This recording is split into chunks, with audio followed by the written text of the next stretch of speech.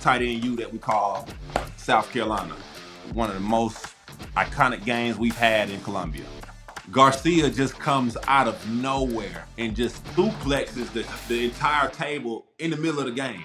You were one of the greatest tight ends to ever play ball at Carolina. Going up against Melvin and Klein every single day, I mean, it'll wear you out. It's going to make you a good player. So, the sweatiest person on planet Earth. Man, I mean, that guy had to change hands at halftime because he was so sweaty. My official visit was with Travis Kelce. Had an amazing time. Didn't even know who he was at the time. Tennessee just sucked. Coach Spurrier is a nut, as we all know. Forever 2D. Once a Gamecock, always a Gamecock. No matter what it is, Columbia is my second home. All right, what's going on, Tailgaters? We are sitting here and thank the Lord football season's over for the Gamecocks this year. Jeez. That's coming out of the gates hot, Pat. Jeez. Well, I mean, I think it needs to be said, right? I mean, 4-8 is not the season anybody anticipated. And there was a lot to be longed for. A lot of games that we were in and were close and we weren't able to close. And I think it sets up for a very interesting offseason. Obviously, we have an OC vacancy. There's the looming questions of, after a season like that, who transfers, who stays, who are the transfers coming in, what's going to happen with recruiting. I guess we're recording this on Tuesday, but tomorrow is the high school national signing day. So just all the question marks that are going to happen with following a bad season. Yeah, you're right. And especially with all the coaching changes that have just transpired in not only college football, the SEC alone, with Kiffin, the guy from USF going to Auburn, Arkansas getting a new coach, Kentucky Florida getting a new just hired coach. their guy.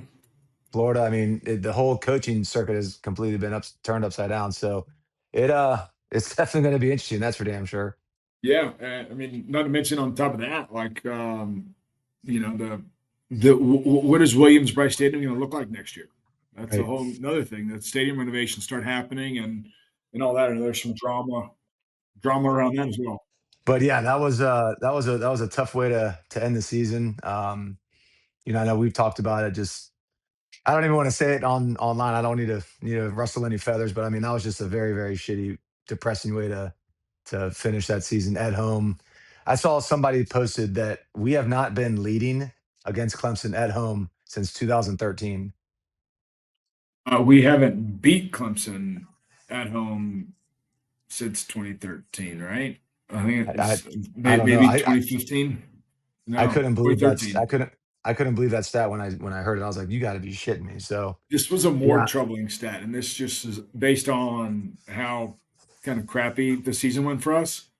We only scored 2 offensive touchdowns in the fourth quarter after the opening game of the year. 11 games. Holy shit. 2 offensive touchdowns in the fourth quarter.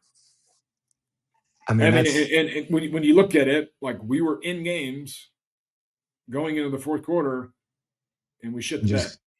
Yeah, shit the bed and fell asleep at the wheel. God Almighty, that is a demoralizing stat, man.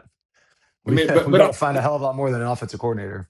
Yeah, I mean, but that's I think that's going to go into the mindset of this offseason, right? I mean, I think it's rewiring and rerouting the mindset of like we were a team that was in games and just couldn't finish. Like, how do you fix that? That's freaking winter workout. That's not winter workouts. That's workouts this week. Hopefully, they're working out this week.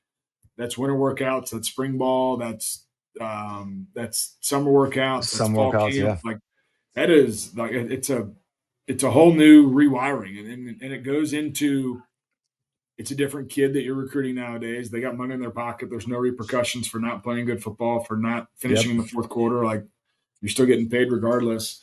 And I feel like that's what pisses people off the most is at least that's again everybody's angry online, but I mean I'm angry online. It's like you're getting paid regardless, and you just not really give a shit. It's hard to see. It's hard to watch sometimes. Yeah, I mean it's it happens at the NFL level too, right? I mean it's somebody gets their big payday, gets their second contract, and they don't play well, and everybody kind of like. But there's not one person that I've ever played with that intentionally plays like shit, right? It's just the ball doesn't bounce your way. Like I get it. Like I'm frustrated with the way that some guys played this year, but like it's not that they were trying to play bad. Yeah, I agree. But there's much room for improvement, and I think that is, and like I'll sit here and I might be on the other spectrum, but like I'm a fan of Coach Beamer. I'm a fan of what he's about. I'm a fan of him as a person, and I'm a fan of how he's building the culture and building the team and on all that stuff. And I do think that there is some positivity, and there is, if there's a guy that's going to be able to recruit his ass off and a guy that's going to be able to, put in the time, energy, effort. Like I was in the building with him for 2 years. That guy, I don't know how he functioned. Like he was always doing stuff, always working. Like he's a guy that is going to find a way to grind it out and figure it out. No doubt, no doubt. But hey, let's transition into our guest this week. Yeah. Yeah. I mean, we had Rory. Does anybody call him Rory? Like Rory I've Anderson? I don't think anybody, even when we were there in the building, I don't think anybody ever called him that. And like I would have, like I would pronounce it Buster. Hey Buster, but it's bust up. So Busta. don't f it up, people. It's bust up. Yep. But no, like an entertaining episode. He got here. I guess he left the year. He got here the year that I left. You did 1 year with him. Yeah. Yep. Yep. But a guy that came in as a receiver in high school, didn't play that much football kind of growing up prior. Came in and got recruited as a tight end, receiver, athlete, a little bit of everything, and just came in and was an immediate impact guy. I wish he didn't have injuries, and I wish he would have had a longer sustained NFL career. I'm sure as he would too, because he was a special player at Carolina, and kind of like, I mean, Wesley Saunders, Jared Cook, like there were some tight ends that came before him, Justice Cunningham, Andy Boyd. But he definitely was one of the more athletic tight ends and one of the more difference makers vertically down the field that Carolina had, and he was a large part of Connor's success. Like he was kind of Oh Connor's yeah. bailout guy at times. Yeah. And Dylan for that matter. Yeah, Yeah, and he was definitely a threat to catch the ball all the time. So yeah, I know he definitely, I mean, he talked about in the episode about, how he wished the injuries didn't happen, but as you know, man, it's part of the damn game. yeah. As you say, poo poo happens. Poo-poo happens. But it is really cool. I mean, he's living back in Atlanta, and he's doing a lot of really cool stuff. He's involved with the Gamecock Club there. Like he is Gamecock through and through. I feel like he's might go to more home games than I do. I live here in Columbia. It seems like he's here quite a bit, which goes to show the impact this university can have on us former players and how we want to be involved and how we want to give back and how we want to like in a way continue to make this like this place is special to us. Like you and I Right. wouldn't be doing this podcast if we didn't feel a certain way about Carolina and what it did for us. So it was cool to see all the stuff he's doing from afar. Oh, no doubt about it. No doubt about it. I know his I think his nephew or cousin or somebody plays at USF. So I guess he might be heading to Auburn now. So I don't know. I gotta actually holler at him. I haven't talked to him in a minute, but yeah, I know it was definitely an interesting episode. And again, like we say every single time, and getting a chance to rekindle our relationships with these guys through this podcast is always pretty damn cool. Yeah, and let guys' voices be heard. They don't really have a platform as, at least if you're not really in the NFL, like nobody, like some people feel that fans don't really care about you if you're not doing something for them, if you're not working for the university or playing in the NFL or pounding your chest. But there's a lot of loyal Gamecock fans, people that listen to our show, people that are all over social media that like truly care about these guys and want well-being for them. So that's kind of why we started this, and this is a good episode. I do need to note that we recorded this over summer. It It's was been a hot before it was before the first game against Virginia Tech. Yeah, it's been a hot minute, so there might be some weird shit that you guys hear on this episode. But all in all, it was really good, and obviously catching up with Busta is always something that I definitely want to do. He's a good time. Yep. Yep. Absolutely. Absolutely. No, check it out, guys. And don't forget to like, comment, subscribe.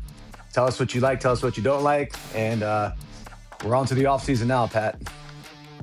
Good things ahead. 2026. Let's go.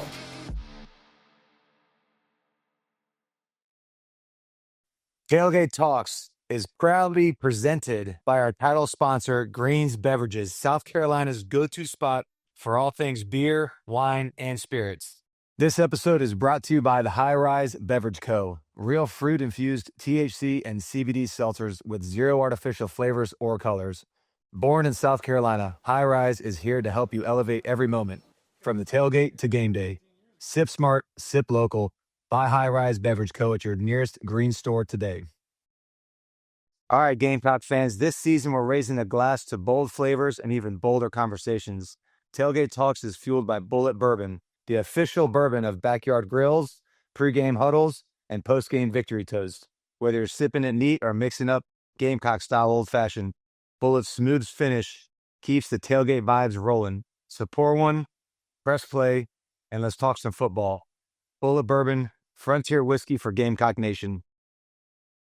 All right, we are here with Rory Anderson. That sounds weird as shit. Yeah. We're here with Busta Anderson, Gamecock great, one of our good buddies, actually one of my training partners during our pro days. Yes, sir. Dude, it's glad to have you.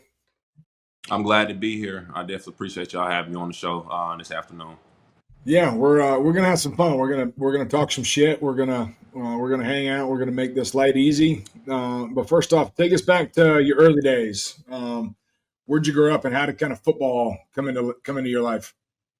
So I'm from Marietta, Georgia, Metro Atlanta area.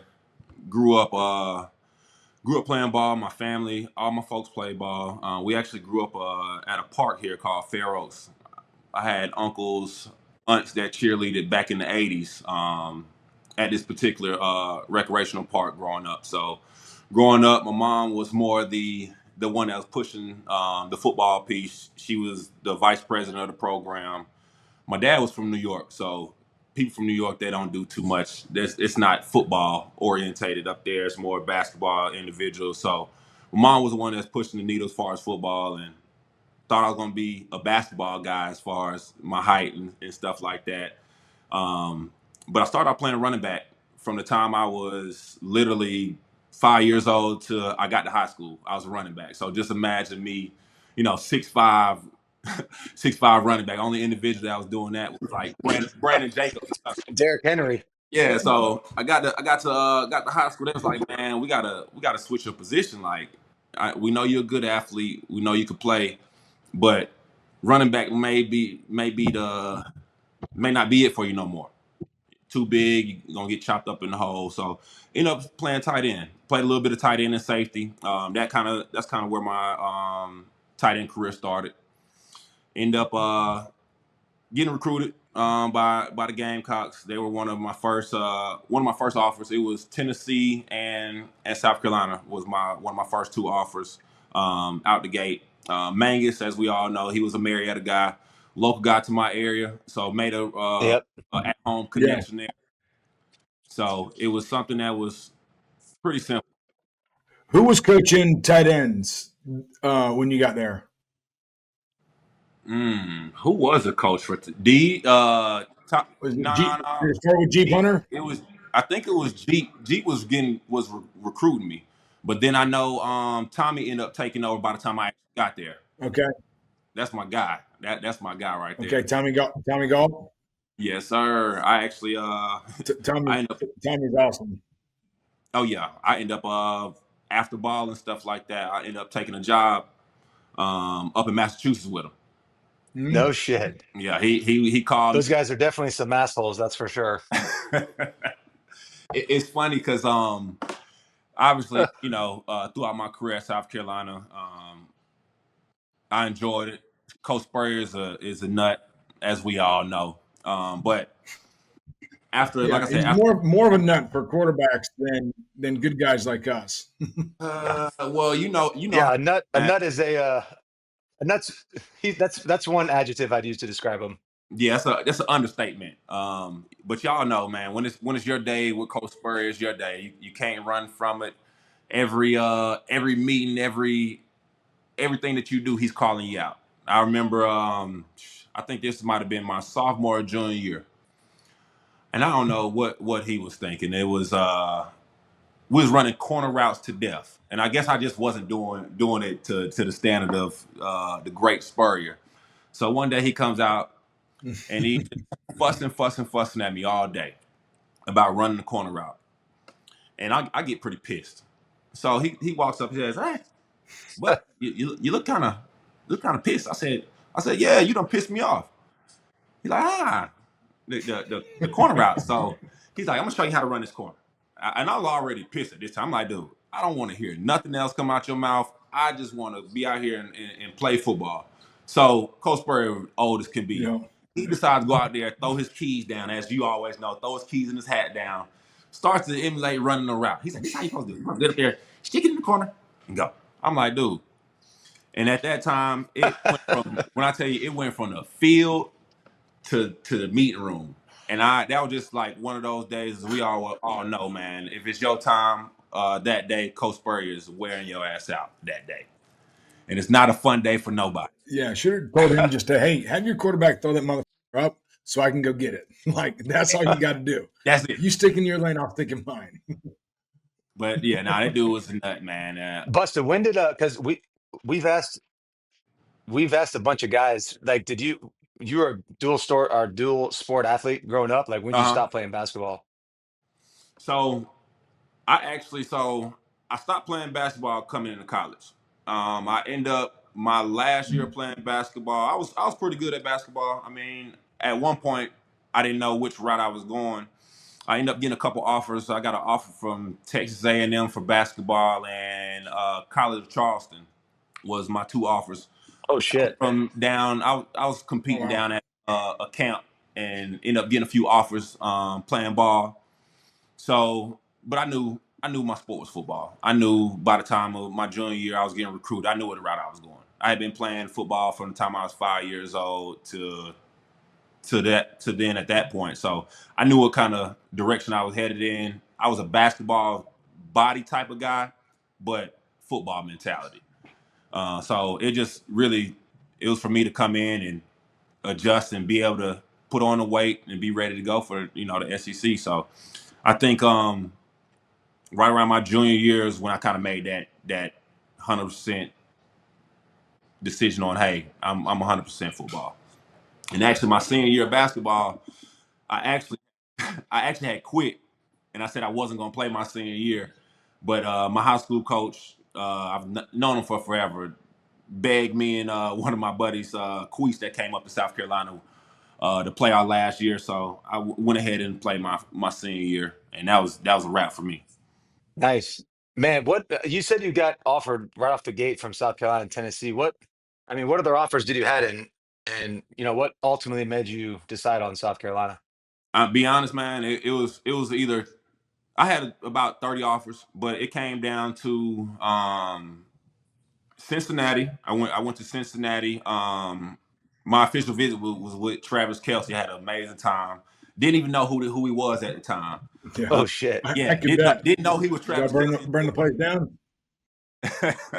until we kind of got I started getting that era that collegiate world myself and figuring out, okay, this is a guy. And then once he got to the league, I'm like, I actually had an official visit with him. So that was one of my good visits. And then I had Tennessee. Tennessee was, I'm not gonna lie to you, I was going to Tennessee 100%. I was locked in on Tennessee, but in reality, it was like, hey, South Carolina, you guys had just went to the SEC championship. Y'all had a hell of a year. And then Tennessee just wasn't good. I was getting ready. I'll never forget. I was in my parents' room. I was getting ready to commit to Tennessee. It was about 9 o'clock that night. I think Coach Thompson was his name. I can't remember his last name, but he ended up coming to South Carolina as a coach around like 2018. And me and Okay. Kadidus Marcus, or JJ, is what I call him. He ended up coming to South Carolina with me. Me and him had a pact. We was going to school together regardless. This was a guy that I played ball with back in the Fair Oaks days, which is Little League, the rec days. So he was like, man, look, South Carolina went on a hell of a run this year. They did well. They made it to the SEC championship, and we kind of evaluated. Tennessee just sucked. And I think just looking at that was the clear picture for me. At the time, Tennessee didn't have stability with coaches. seasons was up and down. So I wanted Right. stability. Wanted to be somewhere where I knew the coach was going to be for a while, and I had confidence in Coach Spurrier. One, in his name, and two, knowing that. I mean, I know he wasn't leaving right away. So him being there, y'all putting on the year before, which what led me, and it was close to home. Being 3 hours away, you can't beat that. Having your family, being able to come up and check in at any point. So that kind of what led me to South Carolina. Yeah, I mean, you got to think, like, you got there in 2011. That was kind of like that's when shit started to get rolling. That was the year Yeah, before we that. got We won rolling. we won the East, played in the SEC championship game. And then, I mean, but it was crazy. It was like, I mean, I would say that it probably started with the recruiting class right before Stephen and I, 2006, and then 2007 kind of ramped it up, and then it was just like stacking. Yeah. But what's crazy is that 2010 class with like Marcus and Connor, Yeah, and Stefan, Devontae, like that was kind of when it really that was started to that was go a class go that crazy. kind And then recruiting kind of became easy because we were South Carolina, we were on the map. Things were trending in the right direction. But you came in as a freshman and played a lot. I mean, yeah. you played in all 13 games, scored 3 touchdowns. I know I missed you by a year, but I was back there doing recovery because I broke my foot. But I remember following you pretty closely. Steven, did you throw many of those touchdowns? Not that I can remember. I caught a few Plus, passes. I I don't caught a think few we passes ever from scored you. together. Um, Yeah, I don't think we ever scored though. no, I don't think so. I think the last pass I caught from you, it might have been a dig or over route against Vandy. Okay. Yeah, I think you're right. Yeah. So we had some time together for a little bit. We talk a lot about defining moments when it comes to football. One choice can change the entire outcome of a game or season. Moments that seem small often make a substantial impact in the long run, and that is true in all facets of life. Like whom you choose to bank with?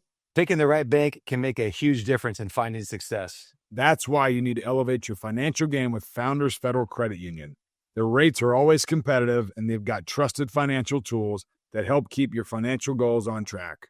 Don't forget their service to their membership and community is unrivaled. Get in the game today. Swing by a Founders office near you or visit foundersfcu.com to apply for membership. Founders is federally insured by the NCUA. Membership qualification is required. Looking for the perfect spot to unwind? Steelhead Brewing in Casey has you covered. Whether you're craving a refreshing craft beer or just a great time with friends and family, Steel Hands has it all. With a variety of craft beers, spacious outdoor beer gardens, and a delicious food menu, there's something for everyone. Plus, join them for free live music every Thursday through Sunday. Visit steelhandsbrewing.com to see their lineup of upcoming events or host your own. Handforce and Casey and voted best local brewery again this year. Go visit steelhandsbrewing.com. Hey Gamecocks, at Granger Owings, style starts with you. From custom fits to emerging brands, they offer a curated selection of women's and men's clothing for work, weekends, and every moment in between. Their stylists take the time to understand your lifestyle, then help you build a wardrobe that fits your needs and feels like you. Shop in store, downtown on Main Street and Trenton Plaza, or book a fitting online at grangerowings.com. Granger Owings, where personal style meets personal service. I want you to speak on, I mean, when you were in high school, like you said, you played running back, transitioned into playing a little like more tight end, but like getting into the SEC, you were an undersized tight end up until probably your junior or senior year until you really got truly developed. Yeah, 100%. What was the transition coming in and having your hand in the ground and digging out the C gap and becoming, I mean, Coach Spurrier's system wasn't all sunshine and rainbows running steamers all the time. Like, you were having to block the C gap and you were having to do some dirty work. Talk about that as an undersized tight end. I'll never forget. We had a GA at the time. I can't remember his name, but I remember he told me I was never going to play. I took that personal. I mean, I know the talent we already had there, but I seen, I'm undersized, but I know I got the same talent, if not better than the individuals that we already have at South Carolina. And I think that kind of lit a fire up underneath me. Mm-hmm. And I'll never forget, I think it was by game 2 or 3 where I kind of confronted the gentleman, and I'm like, hey, like, you was talking kind of crazy about me not playing, thinking I was going to be a guy that sat for 3 or 4 years before I had my opportunity. But just always being an underdog, being an undersized guy, always having that little chip on my shoulder, which was what kind of led me to being able to go out there and compete. And like you said, as an undersized guy, I may have been like 220, 230, at most during my collegiate playing days. So, having to go up against Clowney, Devin, Melvin every day, that kind of molded me into who I was. Yeah. They'll get you. that They'll get you wasn't better, easy. man, big time. Yes, sir. I mean, going up against Melvin and Clowney every single day. I mean, it'll wear you out. It's gonna make you a good player. So, I think I owe them a good part of the player I wish I became. So, Kind of take us through some of your favorite, memories in Columbia, like, on and off the field. okay, Yeah. man. Look, hey, you probably not gonna remember this one, Garcia. I remember was at I don't know if you was living with Oh, Jared. Was y'all living together or you was just there that time? I can't remember if I y'all. think I was just there. Okay, man. So freshman year, I walked in to Jared Dude's house. I will never forget this. I think we playing like people playing like beer pong or something on the table, having a good time. We just vibing. Garcia just comes out of nowhere and just Oh, suplexes the entire table in the middle of the game. He just gets a running start and just dives I'm and not just boom, surprised. just tears the table up. Everybody just looking at him like, what in the hell is going on? And that's when I found out that you was a nut. That's when I found out about you. I found out that you real quick, Garcia. I said, yeah, this guy's supposed to be my quarterback. You didn't do your research dating back to 2007. I see. I was young. I didn't do my that's funny research. as shit. I didn't do my research on him, but I knew and heard a good bit about him. But I didn't think you were. I Dude, didn't think that was you. no, that's when the beer pong slam dunk was like a huge Yeah, YouTube sensation back then. So exactly. Yeah. I took that shit to heart. That cost me a couple $100. The beer pong Well, no, sensation. They broke my table too, so don't worry. no, not they. Oh, Cliff or yeah, Oh, this B-Mad broke your guy's table. insane. We'll talk about on the field memories. Thanks for throwing me under the bus, by the way. All right, I got some on the field stories. So what was this? This had to be my sophomore or going into junior year. I think no, it might have been my junior year. I'm going to my junior year. I think I was going up for the Mackey Award. Obviously, I had a few surgeries, tricep surgery and stuff like that. So just trying to make a comeback. I feel like one of my favorite stories on the field had to be my 2014, which I know y'all weren't a part of the best era in South Carolina football. Y'all see right there, that's oh the yeah. Pull finishing it I number out. was 4 Flex in on the us a country little right there. bit. we're waiting on that. Yeah, man, number 4 in the country. I don't think Go y'all ahead. ever Yeah. did that, but I do salute y'all for paving the way for us.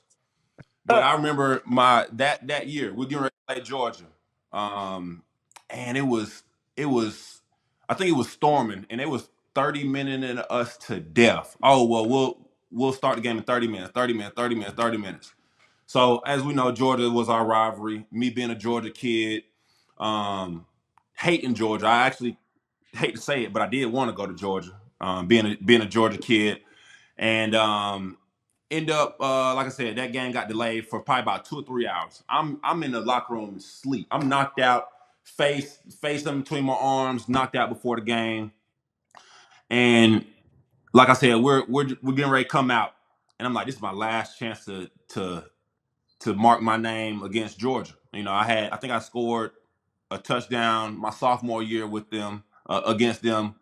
But this senior year, man, I walked in after that storm.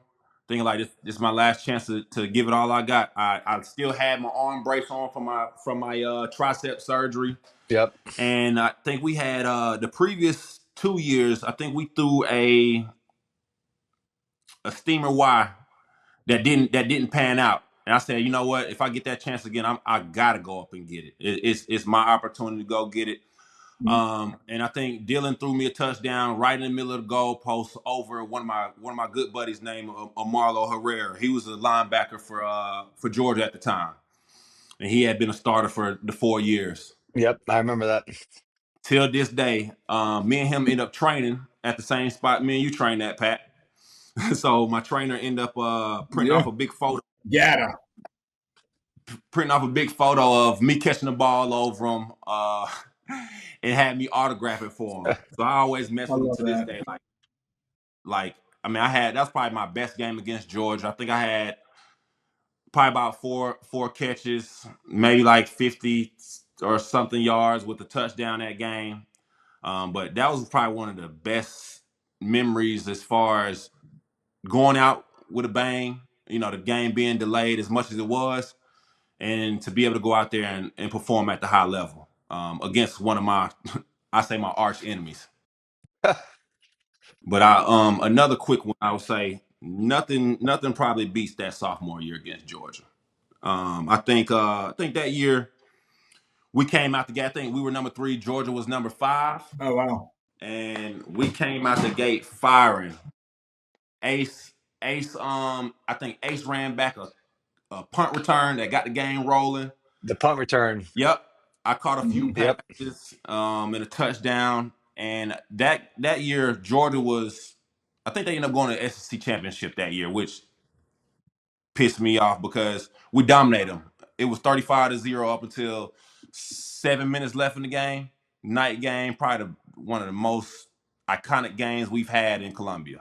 Was that night game against Georgia in 2012. Yeah. Yep. I was on the sideline for that game. I was back. It was bye week or something. That shit was nuts. That was one of the loudest I've ever seen that stadium. You was in Buffalo at the time? No, that's where I was in. I was in Kansas City. Okay. I was on P Squad. I think we had an early bye week or something. But I was back. That stadium was jumping. Yeah, that thing was jumping. Busta, you kind of talked on it earlier about, you having the brace on your arm going your senior year, man. Kind of walk us through with some of those injuries and some of the bullshit adversity that you kind of had to deal with, during your time in Columbia. So I end up tearing up both my triceps, unfortunately. One happened to be going into my senior year. It was a spring game going in my senior year. I ended up tearing one of my triceps up. I ended up stiff arming the guy. I felt the pop and felt some numbness, and I knew something wasn't right during that spring game going in my senior year. And I'm just thinking, man, like, I'm done. Like, yeah, I'm already kind of counting myself out at the time. And at that point, I'm like, hey, well, I haven't redshirted. I haven't had, I haven't redshirted, so I may need to really consider taking some time off to take care of my body. My body ended up recovering quicker than what I expected. So I was able to play, start game 1. But I will say, leading up to that season, not knowing, I know we just had got another talented tight end in the room by the name of Jarrell Adams. So I'm like, man, at that time, I'm like, man, my spot's on the line. Like, I got to come back. I got to be better. I got to make sure that, I'm going out with a bang my senior year, no matter what the case is. So just trying to figure out if I was going to be ready. It was, man, when I tell you I was nervous, I didn't know what was really going to transpire. End up being ready for game 1. And then, unfortunately, I think it was like game 6, I end up tearing my other tricep. And this is crazy. We was playing Furman. I'll never forget. I had, I think we were running like one of those 180 passing routes where I stayed in.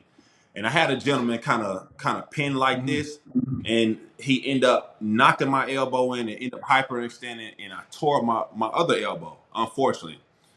And check this out: the guy who did it, the guy who I was going up against, me and him played basketball from the time I was like 5 years old. He was never even a football guy at that time. He just was so big. We thought he was going to grow up to be like 6'8", 6'9", but he ended up, I think he was like 6'3", like 250. So he ended up transitioning to football. Mm-hmm. And I told him, I said, man, after I kind of ran into him like a few years after that, I said, man, you cost me some rounds on my NFL draft stock. So, with that, having that second injury, that second tricep in the middle of my senior year, I ended up sitting out 2 games. I came back after, I think it was like I came back like week 9 against Florida. We had just went out to Auburn, and then we went down to Florida the week after that. And I came back then, but I mean, my arm wasn't the same. It just didn't feel right at that time. And then unfortunately in the Clemson game, my senior year, I ended up getting tackled, landed right on my already torn tricep, and it was a wrap. Damn. And I think I had came out on fire that game. I think we had hit 2 scenes right out the gate. And then the second scene was the one that caught me. I think I got chopped by one of those little midgets in the out there, and went down, kind of got flipped, fell on my arm. It was kind of a wrap from there. But as you know, man, I always say, man, once the tight ends get the ball rolling early in the game, it's typically a good thing for Carolina football. We get tight ends involved, we typically win. So unfortunately, we started off correct, but it just didn't end the way we wanted it to. Shit, let's pause and talk a little bit about all the tight ends that came through South Carolina. To talk about like guys like Jared Cook, Wesley Saunders, Hayden Hurst, Drell Adams. Just in this, 15-year window, that was 6 guys that got drafted and played significant time in the NFL. Yeah. Even shit, we can even date it to Nate Atkins coming up recently and Jaheim Bell. Yep. And like, it's kind of in a mini way. Nobody was drafted in the first round, but we've had guys that have been drafted at that position year in, year out. Hayden was first round, wasn't he? Yeah, he was. He was the only one that went first round. We have had a lot of tight ends. Now that you mentioned that, it is pretty sick. Well, dude, if Wesley Saunders didn't get in his trouble our senior year, he was what happened there. He was probably projected third round at that point. Yeah, he was number 2 or 3 tight end on the board that year for sure. I remember that. But we've had a lot of great tight ends come through there throughout the years. Like I said, the Jared Cooks, the Wesleys, the Justices, the Jarrells. We've had. Justice. Yeah, Sweaty Justice. That's my guy, man. That's my guy. Like he was one of the just the sweatiest person on planet Earth. Man, that guy had to change pants at halftime because he was so sweaty. And shoes. Yeah, shoes too. Shoes. It was bad. I was just talking to one of our linebackers. It was disgusting. It was so bad. He was a guy that you didn't even want to touch during warm-ups in practice because he's already just sweating his ass off. So he was a guy that I always tried to avoid. But that dude taught me a lot, showed me a lot during my time. He was a good player. Oh yeah, good player. Even better dude. 100%. I actually ran into him a couple years ago up in Charlotte. So I know he's gotten married and all type of stuff. But back to the tight end U that we call South Carolina. Yeah, let's go. Y'all, I know y'all may not know this. So when I went back to school, I think I went back in 2018 to finish up my degree. And I found out that I was the leading receiving tight end in touchdowns in South Carolina history. Oh shit! Didn't know that. That was a stat that came up, and I started looking into it. I was like, well, I left a little mark. But that was stat that it was overwhelming when I kind of found out about it. I'm like, because they had like an intro to a graduation ceremony. It kind of introduced me as the leading touchdown receiver as a tight end in South Carolina history. I thought that was pretty dope. And we had a lot of greats that come through That South is Carolina. That's Tailgate Talks is powered by Lanier and Burroughs, South Carolina's premier accident attorneys. If you've been in a truck wreck, car crash, slip and fall, or suffered injury on the job, these guys have the experience to fight for the compensation you deserve. Founding partner Louis Lanier has been battling for South Carolina since 1974, and Shane Burroughs brings over 15 years of top-rated trial experience. Best part?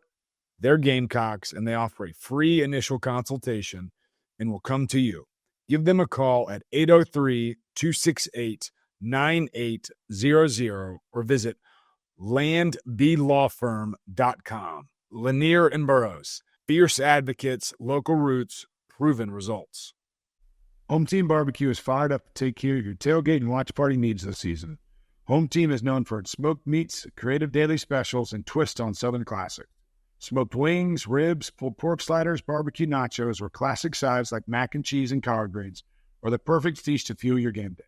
Round up your friends and give Home Team Catering a shout at catering@hometeambarbecue.com or head to 5 Points for a frozen game changer cocktail and barbecue snacks to celebrate the next Gamecocks big win. Visit hometeambarbecue.com to check out the menu. Tailgate Talks is brought to you by JCQ Farms, a proud South Carolina family farm rooted in tradition and built on quality. Whether it's their premium beef, farm fresh produce, or their signature smoked meats, JCQ Farms brings the taste of the South straight to your table. Perfect for your next tailgate, backyard barbecue, or family dinner. Remember, always support your American farms because they are drying out each day. Support local, eat better, and stock up for the season. JCQ Farms, where quality meets Carolina pride.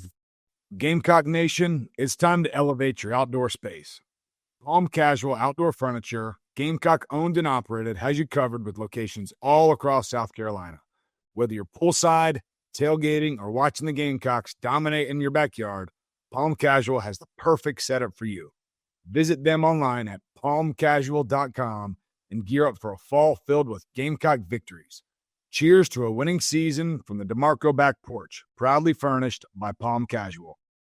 Yeah, well, let's talk about transitioning from college onto the NFL. I 100% right. I mean, the injuries that you sustained, really, your senior year cost you. Going into that, you were probably were you a second or third round projected tight end going into your senior year? I was probably like third round. I was the number 3 tight end on the board that year. They had Max. I think it's like Max. He was a kid from Minnesota. The kid from Yep, Miami. Williams. Yep, Max Williams. The kid from Miami. So Max went first round. The kid from Miami went second round. So I'm looking, I'm on NFL.com, and I'm 3 or 4. So I'm thinking like, hey, well, they went off early, so I got a good opportunity to come off around the third, fourth round is what I imagine. And I know the Saints were on me pretty heavy at that time. I think I had just met with the Saints tight end coach. He just came to Columbia not too long before the draft to meet with me. And it seemed as if they were pretty heavy on me. But unfortunately, man, as time went, I seen guys that honestly I never heard of at the time go ahead of me. And obviously the injuries and things kind of killed me as far as my draft stock. But just having the opportunity to get out there and compete, it was a blessing. I will say that. But you got drafted by the 49ers, in the 7th round. Better than me. But there's a lot of Gamecocks out there. Mike Davis, Dylan, Bruce. You kind of went out there and you were with a lot of the guys that you were running around in Columbia we did have a pipeline out there. Me, Dylan, and Mike all came out there. And Bruce. We all got out there the same year. So we was 4 strong out there already. We was 4 strong on the way. And then Marcus was still out there at that time. Yeah. He was still out in San Fran. So it was four of us on the roster at that time.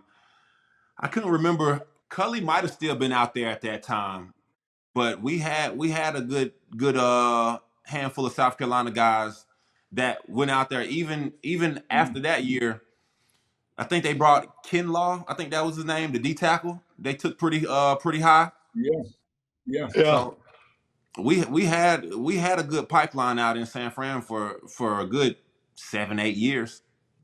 yeah. What was the tight end situation out there? Who were the guys that you were competing with your rookie year? We had the great Vernon Davis, which was one of my favorite players of all time growing up. He's a tight end. So being in the room with him, man, that was amazing. But we had Garrett Selleck, we had what was it? We took a guy second round. I'm just having a he went to Rice. I'm having a brain fart right now, but we took him second round like 2 years prior.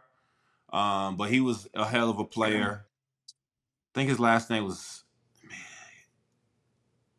I can't remember his last name. And then we also had Jerron Ham, Asante Cleveland. We had some guys. We had a handful of for guys Yeah, you had that were, some dudes that had long careers. oh yeah. So we had a real competitive tight end room.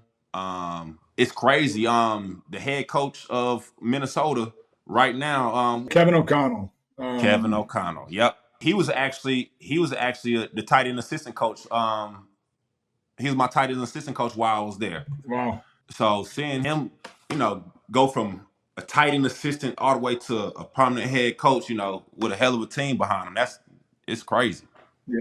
And he always reminded me of Tommy for some reason. Him and Tommy had the same kind of persona about themselves. So as soon as I kind of met him, I kind of glued well with him, being that Tommy was my guy back at South Carolina. I mean, dude, I got a funny story about Tommy. Tommy and Deej both got there 2010 and were with us our senior year. And Deej was obviously in the weight room, and Tommy was coaching tight ends, helping out with O line.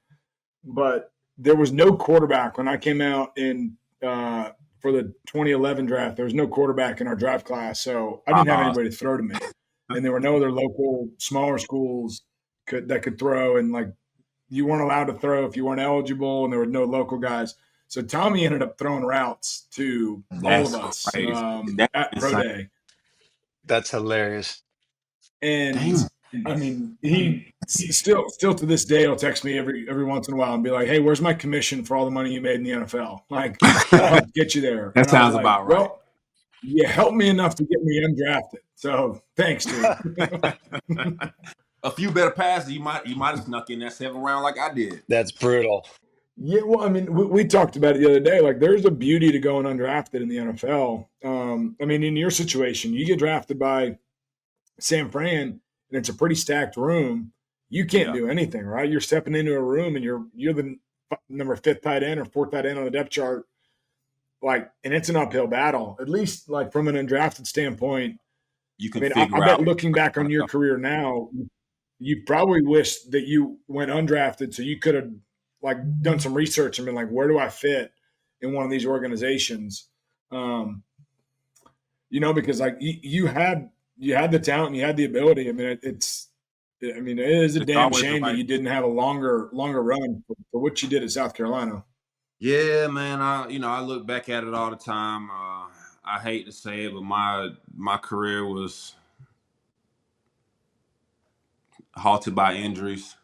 I ended up having a knee surgery in the league, which kind of ultimately took me away from the game. But I always sit back and wonder what it could have been. Obviously, I was happy to get drafted. It was a blessing. But as you said, I probably rather went undrafted, 100%. That way I had more control of my career. I wasn't locked into a 4 or 5 year contract versus a 3-year contract.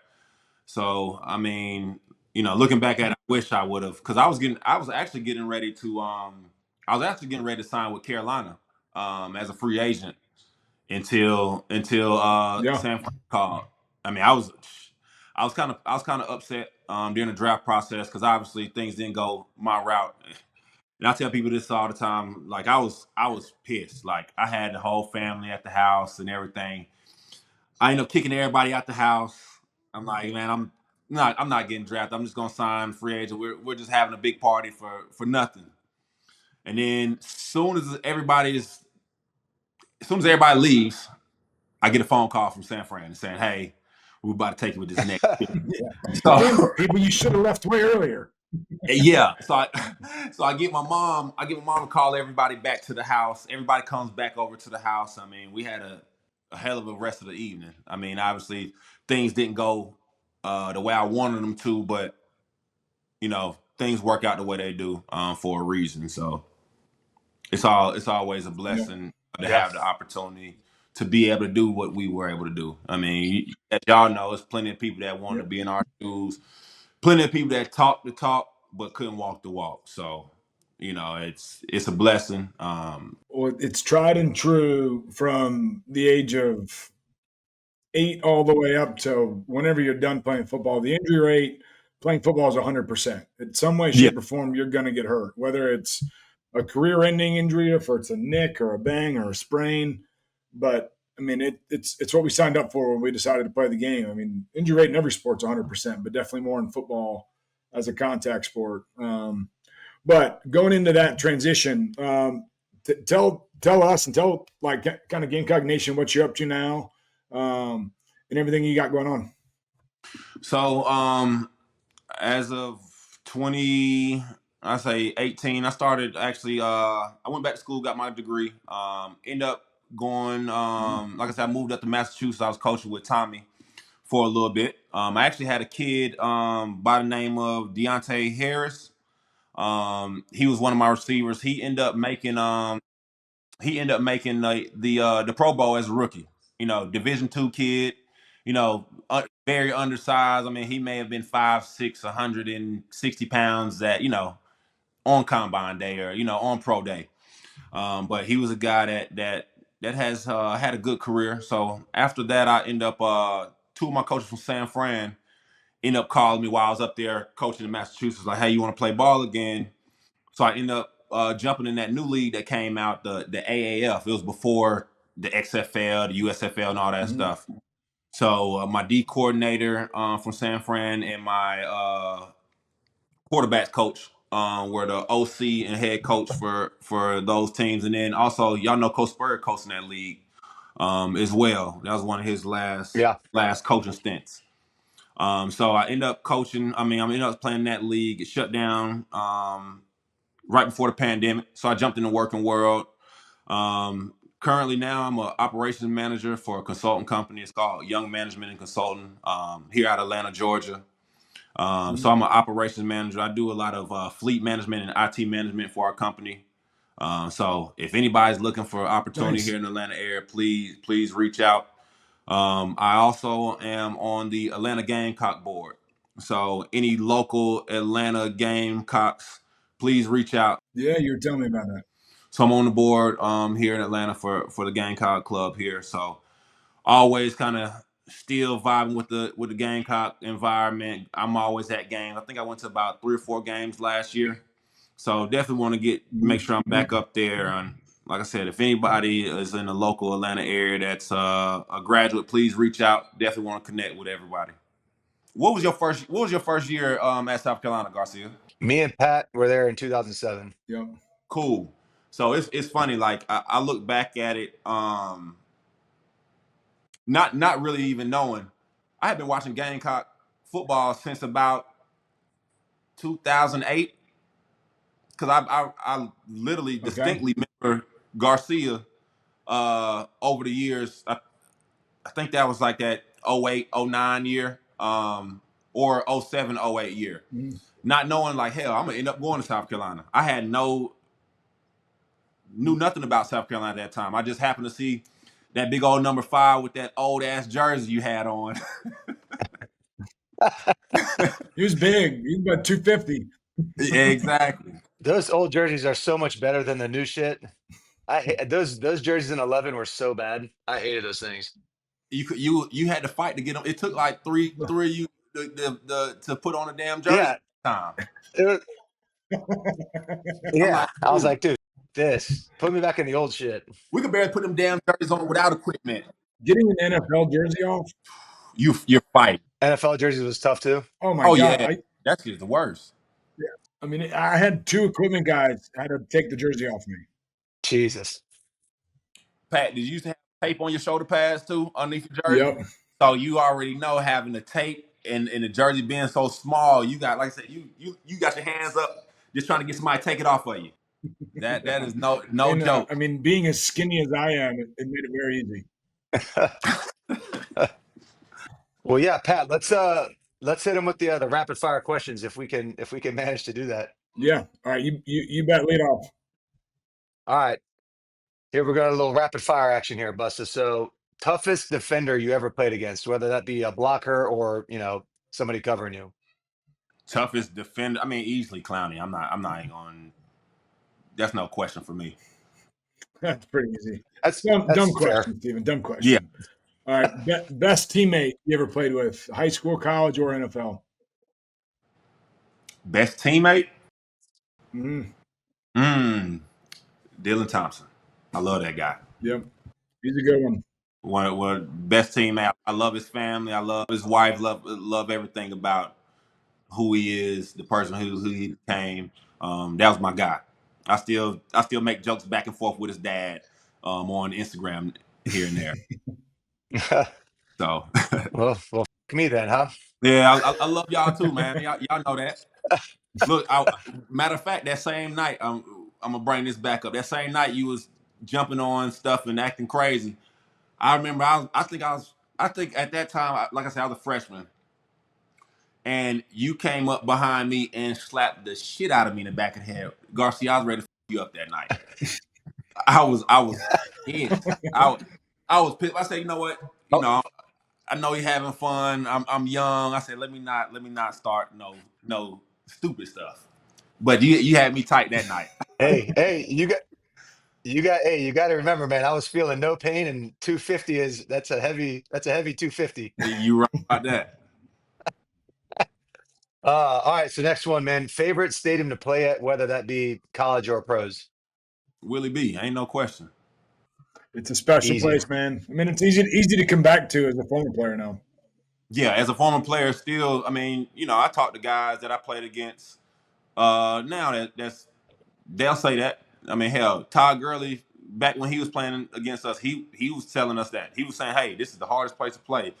I mean, shit, I'm sure y'all could ask him now. It's probably the toughest place they ever played in was Willie B. Other than that, I love playing at Georgia. I love the atmosphere.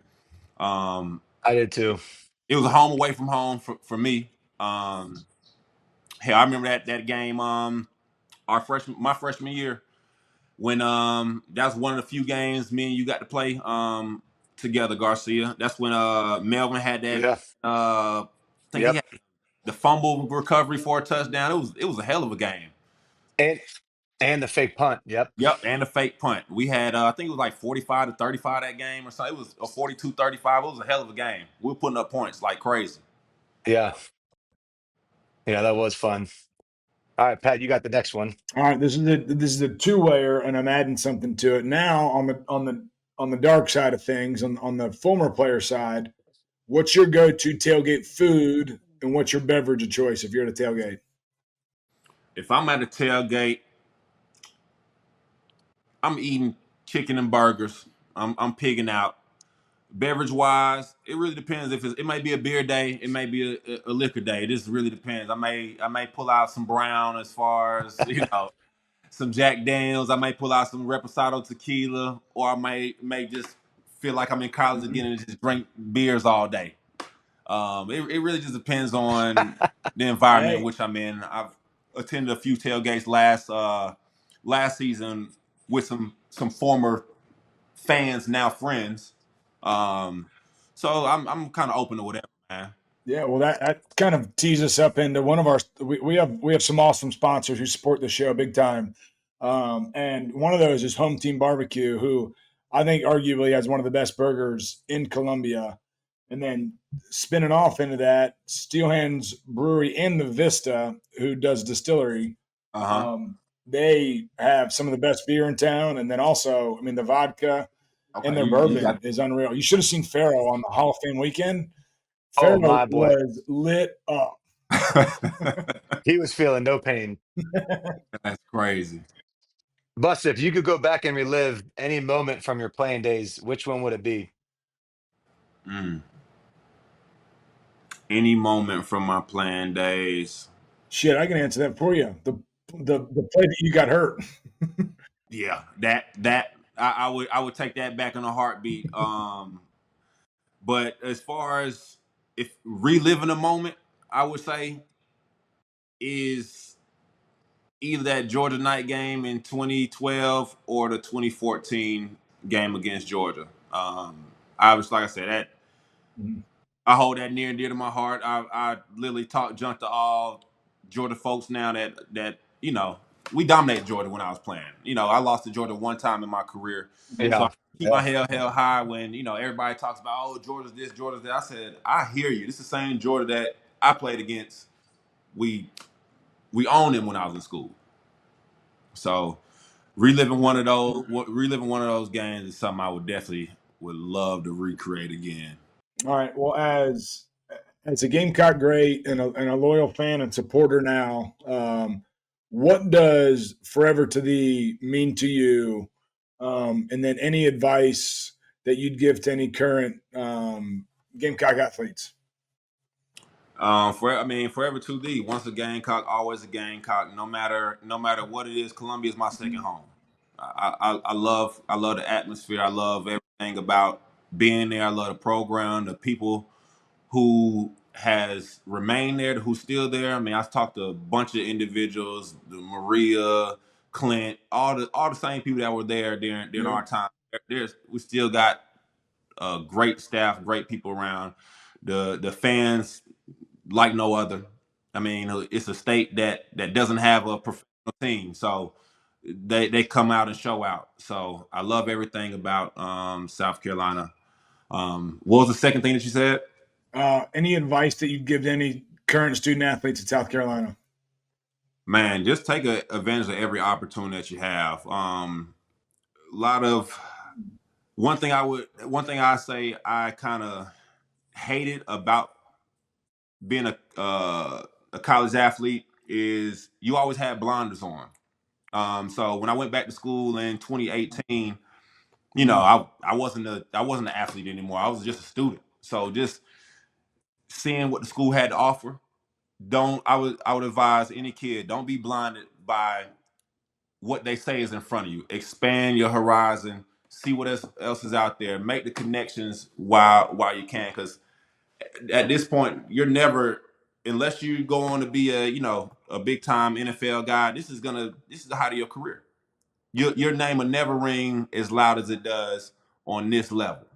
Yeah. So take advantage of the opportunities, make those long life lasting connections, because at the end of the day, when the game is over, you got to find somewhere to go. And everybody, I mean, I've seen people transition out of the game, whether it was after college or after the pros, and it goes south for them.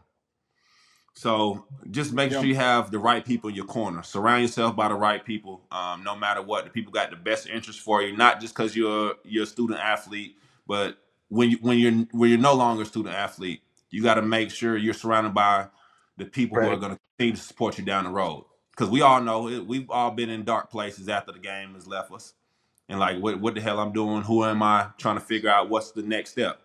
We all been there, and it's just. For me, life is all about how you respond. So respond in the utmost positive way. And like I said, if it doesn't work out for you, if you build the connections at the collegiate level, you'll have. I mean, y'all know, living in Columbia or being a part of the Gamecock Nation, you'll have connections forever, as long as you do the right thing while you're there. No doubt, man.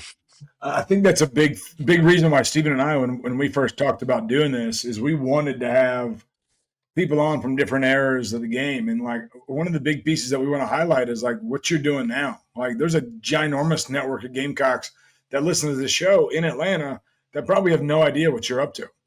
And so if there's a way for this show to be able to connect you with them, and even when you're back here at a tailgate drinking a cold beer, I mean, if there's ways that this show can help connect you and connect the fans to you, like that's one of the main reasons why we do this, for you to tell your story. And dude, you got a good one. You came in here at Carolina from Georgia, made a huge impact. You left. I mean, your legacy's still there. I mean, you're on the wall at the tight end room. I mean, you're a staple, right? You were one of the greatest tight ends to ever play ball at Carolina. So keep your head high. I know your NFL career wasn't quite what you wanted it to be, but we're honored to have you on the show, and Absolutely. appreciate you and your service to the Gamecock Club, and still being loyal to university, and find ways to give back every way you can. Oh yeah, I mean, like I said, I love Gamecock Nation. It's never not going to be a part of who I am.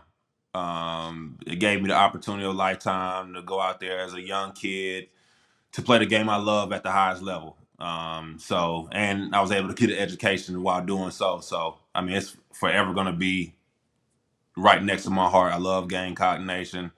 Hell, if I could go back out there and suit up again, I would. But we're past those days. I think we all would. Yeah, for sure, man. Yeah, I'm ready to suit up right now and spin the pig. I got 2 plays. You say you got 2 plays and you're done. Yeah, done. You better throw me the bitch on one of them too, Steven. Exactly. Look, Yeah, I'm about to say I ain't scrambling like I used to, man. I'm catch rip, balls out of the head. Oh God. Hey, Busta, man, I appreciate you coming on, dude. Yeah, Hey, look, Busta, appreciate you joining us. Thanks for telling your story and being vulnerable with us. Oh yeah, well, I appreciate y'all having me, man. Hopefully I see y'all down here in Atlanta in the coming weeks. I know y'all may have prior engagements, but we got some events going on. Like I said, I'll keep y'all updated. No doubt.